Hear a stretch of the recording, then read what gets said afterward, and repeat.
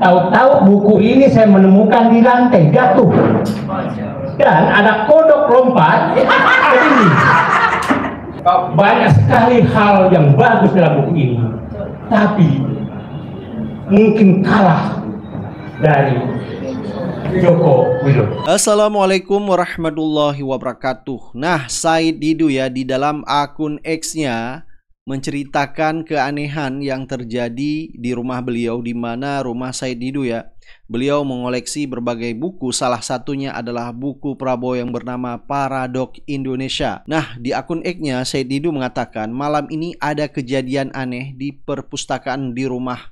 Buku Paradoks Indonesia karangan Presiden Prabowo jatuh dan ada kodok di dinding, padahal perpustakaan saya di lantai 2. Semoga baik-baik saja bangsaku. Jadi Said Didu merasa khawatir nih, apakah ini sebuah isyarat ya terhadap Prabowo. Nah, Said Didu ya mengkaitkan kondisi bangsa ini dengan keanehan yang dia alami, dengan jatuhnya buku Paradoks Indonesia yang ditulis oleh Prabowo, dengan kodok yang ada di dinding ya. Nah, dengan kejadian aneh tersebut ya, sehingga Said Didu juga menulis lagi di akun X-nya, semoga Presiden Prabowo masih bisa kembali jadi presiden mandiri lepas dari Jokowi, sehingga bisa membangun Indonesia sesuai dengan yang beliau tulis dalam buku Paradoks Indonesia, bukan diganti dengan pemikiran kodok dari Solo. Sehingga Said Didu pun akhirnya ya memberi pernyataan sikapnya ya terhadap kondisi bangsa ini. Jadi banyak masyarakat maupun netizen, Prabowo masih dikendalikan oleh Jokowi. Baik ya, coba kita dengar ya komentar dari Said Didu. Dan dapat laporan dari anak tua,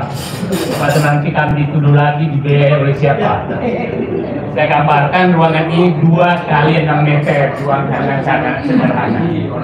Jadi nanti kalau kami dituduh oleh presiden dibiayai oleh siapapun, betapa miskinnya kita, insya Allah masih dompet kita masing-masing lah. Belum.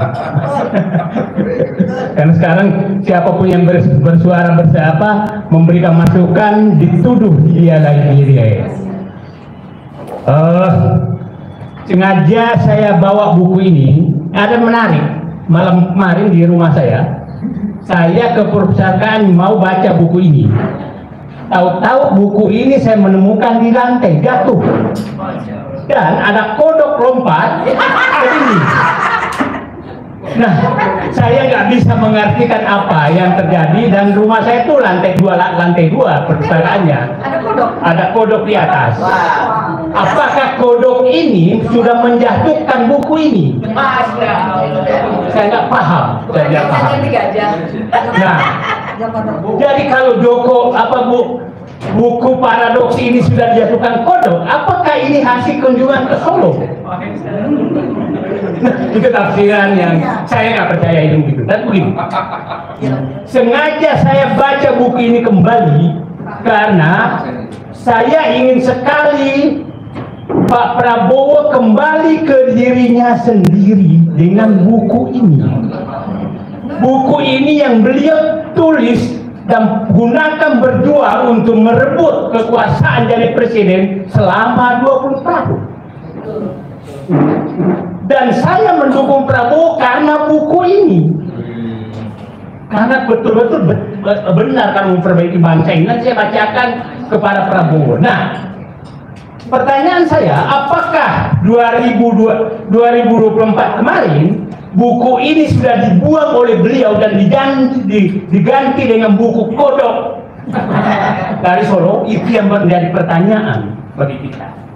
Kalau Prabowo masih memegang buku ini, kami bersama Bapak. Tapi kalau Bapak sudah mengganti buku ini dengan buku kodok, maka apa boleh buat, bangsa kami tidak rela bangsa ini hancur. Itu pernyataan, saya pikir setuju semua kan pernyataan itu. Oke, Pak Jenderal Rossi pasti setuju bahwa kalau Pak Prabowo masih memegang buku ini sebagai landasan perjuangan, maka kami membersamai Bapak.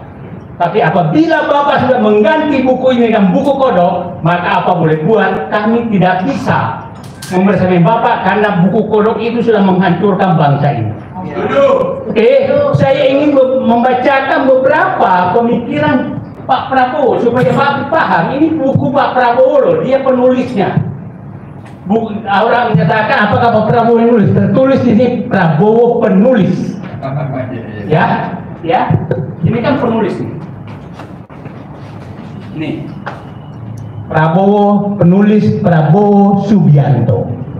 Jadi bukan dituliskan oleh orang. Oke? Jadi semua pemikiran dan buku ini adalah pemikiran Prabowo Subianto. Nah, saya ingin Pak Prabowo, saya bacakan pemikiran Bapak yang saya suka yang terkait dengan sana. Satu, Bapak menulis di halaman berapa? Halaman 20.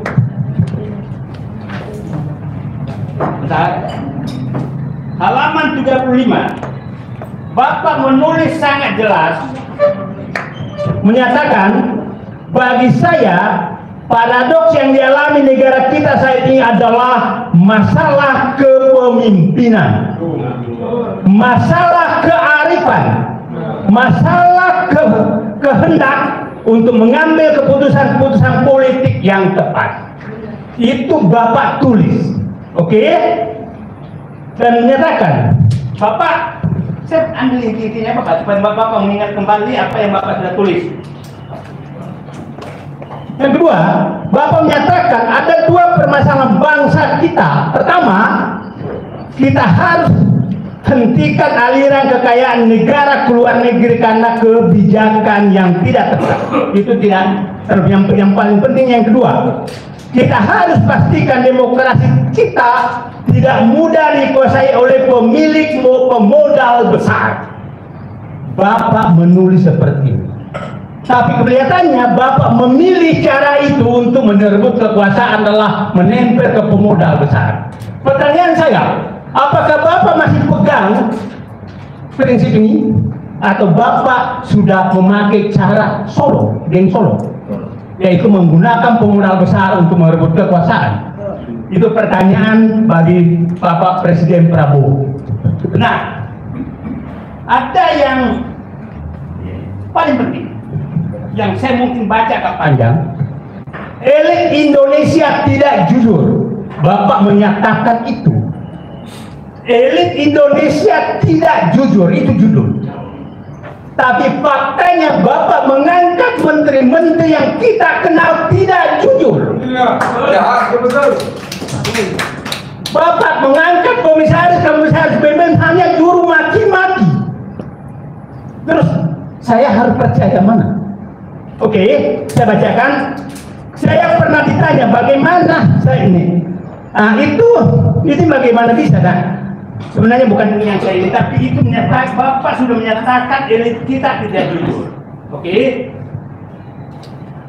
Nah, Bapak menulis juga di halaman 91, demokrasi kita bisa dikuasai pemodal. Itu Bapak tuliskan. Sekarang Indonesia berada dalam keadaan sangat rawan. Banyak pemimpin kita yang bisa disogok, bisa dibeli. Akhirnya banyak pemimpin terpilih tidak menjaga kepentingan rakyat, tidak mengamankan kepentingan rakyat, tetapi malah menjual negara kepada pemodal besar. Bahkan kadang kepada bangsa lain. Bapak menulis ini, tapi Bapak tetap menggunakan pejabat yang menjual tambang Indonesia ke Cina. Terus saya harus berkata apa? Ya, saya harus berkata apa? Atau memang buku ini sudah jatuh seperti di rumah saya, dijatuhkan oleh kodok. The Bluetooth device is ready to pair. Oke. Nah, Bapak menulis sangat jelas di sini bahwa tidak ada keadilan politik. Bahwa Bapak menulis di sini bahwa ini pertaruhan kita besar, perebutan antara Kurawa dan Pandawa. Saya nggak ngerti karena saya bukan orang Jawa. Nah, Bapak menulis ini, para Kurawa hidupnya didorong oleh keserakahan. Mereka sudah punya kekuasaan, sudah punya harta banyak, tetapi selalu ingin lebih. Bapak menulis demikian. Persetan itu, jutaan orang yang tidak punya pekerjaan, persetan itu. Para pedagang kecil, persetan, mereka semua, saya maunya hanya memperjuangkan kepentingan saya, kelompok saya, keluarga saya, dinasti saya. Demikian cara berpikir para Kurawa. Itu Bapak tulis. Nah, dalam setiap perjuangan ada Kurawa, ada Pendawa. Pendawa adalah orang baik, the good guys.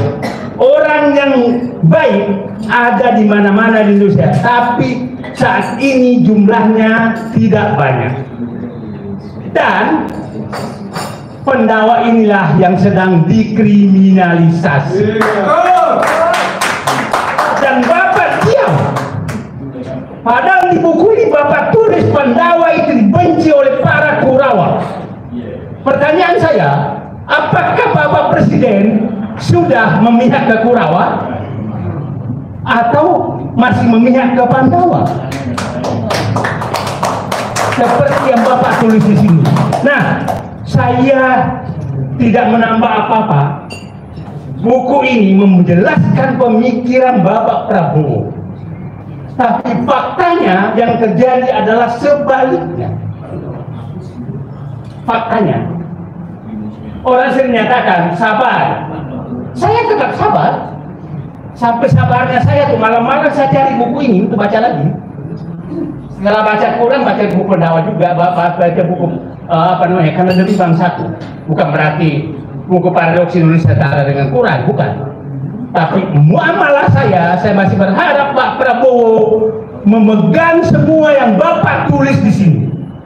Atau Bapak memang memproklamirkan buku itu saya sudah buang, sehingga kami punya sikap.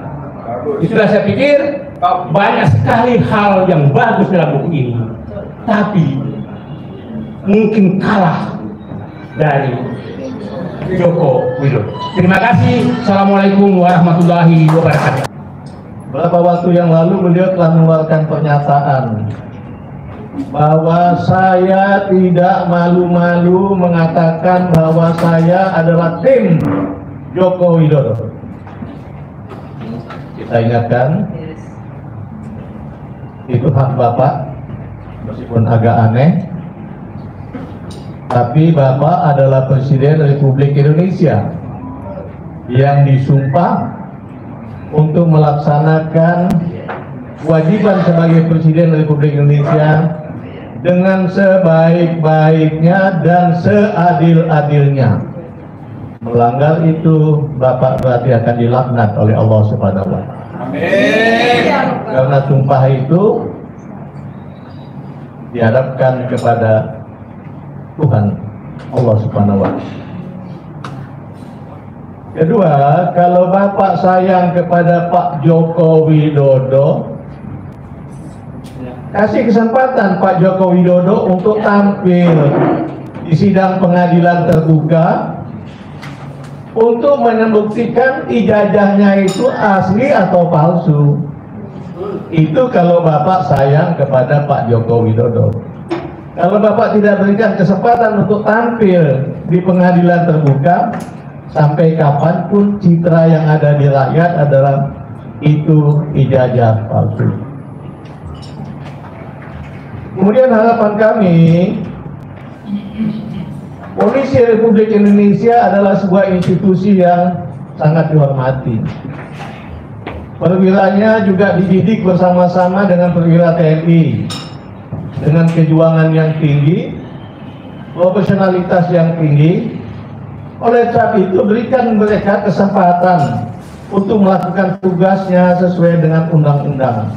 Jangan paksakan dia melakukan sesuatu yang menyimpang dari tugas-tugasnya, apalagi dengan tujuan yang sangat tidak baik untuk menyelamatkan sebuah kebohongan. Kasihan. Sayang, institusi yang demikian terhormat diawasi oleh perwira yang demikian kita banggakan, sangat profesional, kok dipaksa melakukan hal-hal yang menjelekkan nama institusinya. Mohon jangan paksa mereka untuk melakukan hal-hal seperti itu. Kami juga menghargai banyak langkah-langkah baik yang telah dilakukan oleh Presiden Prabowo Subianto. Kami tidak mengajukan itu, tapi tolong banyak hal lain yang perlu Bapak lakukan selaku Bapak adalah Presiden Republik Indonesia, diwarisi oleh sebuah keadaan Indonesia yang sangat tidak baik-baik saja. Tolong Pak, lakukan tugas Bapak dengan sebaik-baiknya. Dengan itu nama Bapak akan sangat baik, dan kami anggota TNI, Purnawirawan TNI sangat bangga dengan itu. Mudah-mudahan kami berharap Bapak paling tidak sama baiknya Jenderal Purnawirawan yang lain, Soeharto, Jenderal Purnawirawan yang lain, Susilo Bambang Yudhoyono, dan mudah-mudahan Bapak bisa lebih baik dari itu.